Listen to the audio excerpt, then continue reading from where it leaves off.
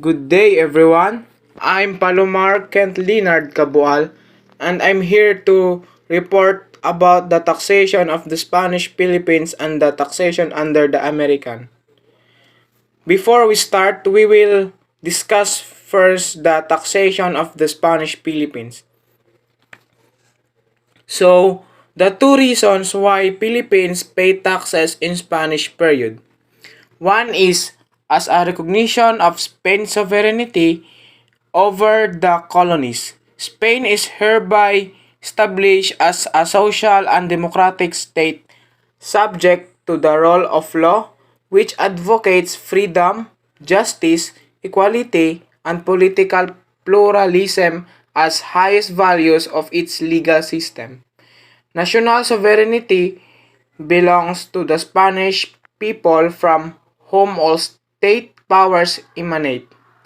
Number two is to defray the expenses of pacification. So defray is to provide money to pay a cost or expenses. So the first taxes imposed during Spanish period is the tributo, or in English word tribute. A tribute is a wealth, often in kind, that a party gives to another as a sign of submission, allegiance, or respect. In Philippine history, tributo or tribute is the general taxes imposed by the Spanish government for the Filipinos. All of the Filipino men from 19 to 60 years old have their obligation to pay taxes every year. In 1884, Spaniards imposed Cedula Personal. Cedula Personal is Cedula is a document issued to Filipinos upon payment of a residence tax. Currently, the Cedula is one of the basic requirements for most government transactions. It can also serve as valid identification or individuals and corporations residing or located in the same municipality from where it's acquired. So, did you know that Cedula Personal is important in Spanish period? If you don't have this or don't bring it everywhere you go, pwede ka magbayad, or if dili ka kabayad, you will get in jail. So, apart of tributo, there are also other taxes imposed by the Spanish to the Filipino. One of these is a part of paying taxes. Filipinos support government colonial. Filipinos need to give a service to the government, and it is called Poloy Servicio. So, Poloy Servicio was a practice employed by Spanish colonizers for over to 50 years that required the forced labor of a Filipino males from 16 to 60 years old for 40-day periods. The workers could be placed on any project the Spanish wanted despite hazardous or unhealthy conditions. So in other country, it was not only Filipinos but Chinese mestizos as well who were forced to do Poloy Servicio. So the word Polo refers the community work, and the laborer was called Polista. The community project included cutting logs in forest, building ships, repairing churches, as well as constructing government buildings, roads, and bridges. The only way to avoid being forced to do Poloy Servicio was to pay the fala, which was the equivalent of 1.5 reals per day. So the negative effect of Poloy Servicio of the Philippines act as the epicenter of the Spanish galleon trade from Manila to Acapulco, which was so prosperous for Spain that it neglected to consider and develop the colony's local industries. The Filipino people were agriculturally based and grew crops not only to profit but also for their own diet. Aside from injuring and killing many Filipino males, the Poloy Servicio crippled the ability of the Filipinos to feed themselves, causing hunger and frustrations, and leading to numerous rebellions. So all I can say about taxation under the Spanish period was so hard. In Spanish period is so difficult to us Filipino people because not only paying taxes but also they control us under their power. And now let's proceed to the American period about paying taxes. So, the American acquired and built up the Philippines to be a self-sustaining or competent to make other forms of tax revenues and having a surplus in government budget.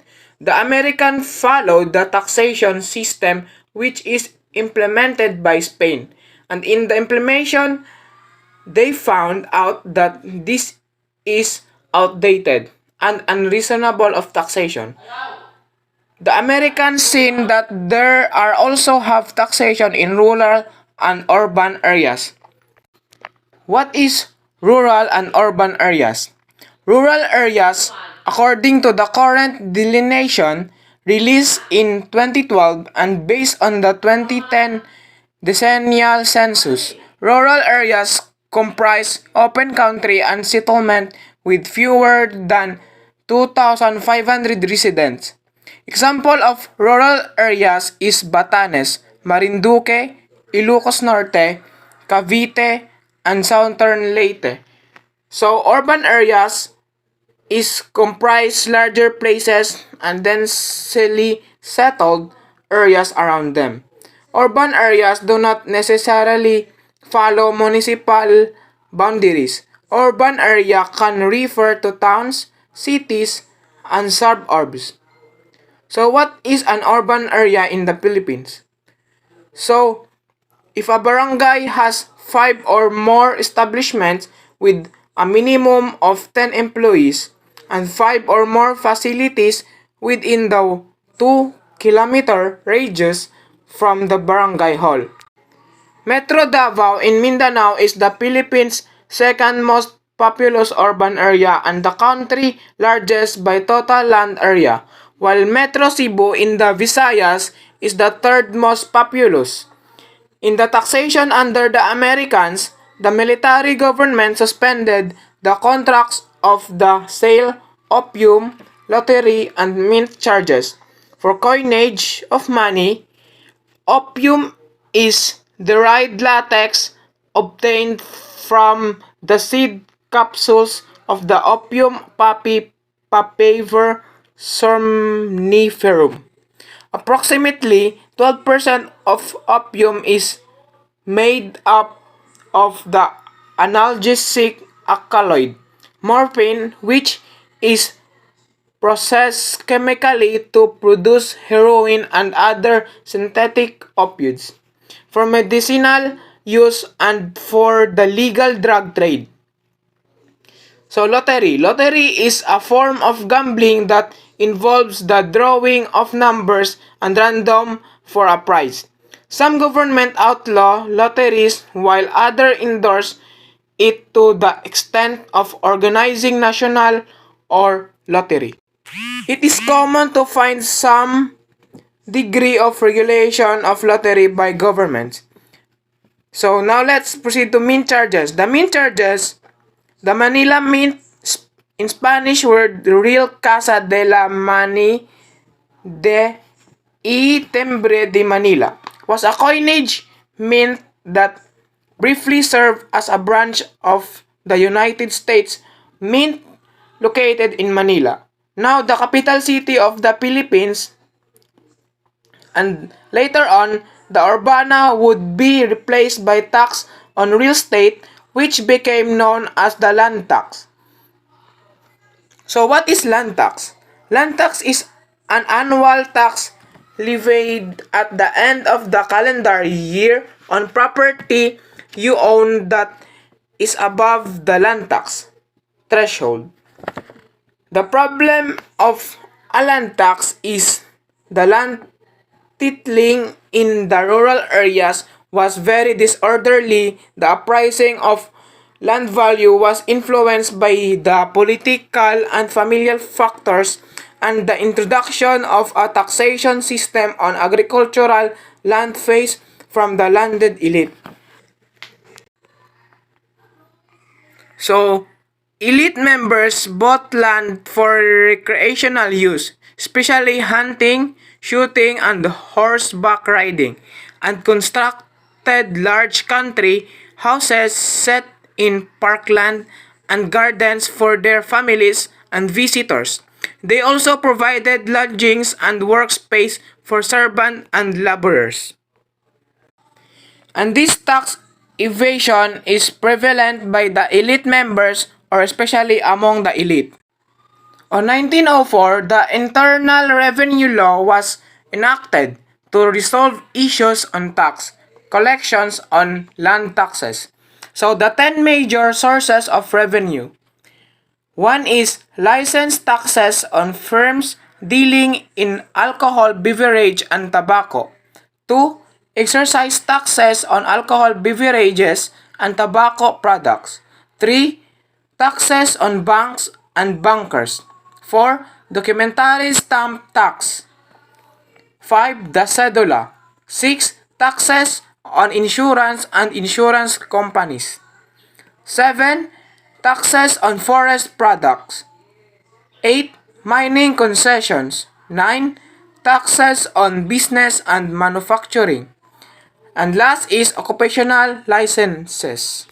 And now let's define what is cedula again. So, cedula, also known as a residence certificate, it is legal identity documents in the Philippines. So, issued by cities and municipalities to all persons that reach the age of majority and upon payment of a community tax. It is considered as a supremary form of identification in the Philippines, akin to a driver's license and passport. On 1907, some provinces was authorized to double the fee for cedula to support the construction and maintenance of road. Industrial tax was levied on the business community and became a highly complex system. In 1913, the Underwood-Simmons Traffic Act was passed, resulting in reduction in the revenue of the government in exporting sugar, tobacco, hemp, and copra were lifted. So what is the Underwood-Simmons Traffic Act in the Philippines? In 1913, for instances, Congress passed the Underwood-Simmons Act, removing quotas placed on Philippines imports to the United States and more or less installing a policy of free trade. Minor changes to the 1904 Internal Revenue Act, like imposition taxes on mines, petroleum products, and dealers of petroleum products. Later on, the new sources of taxes has launched. In 1914, income taxes was introduced. In 1919, inheritance tax was created. In 1932, National Lottery was established. To have a big income for the government, but still this creation is not enough to have a big income for the government.